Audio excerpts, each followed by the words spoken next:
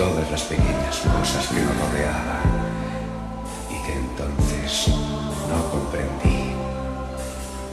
Y es que aún te quiero. Sí, te quiero. Te quiero. Y pienso en aquellas mañanas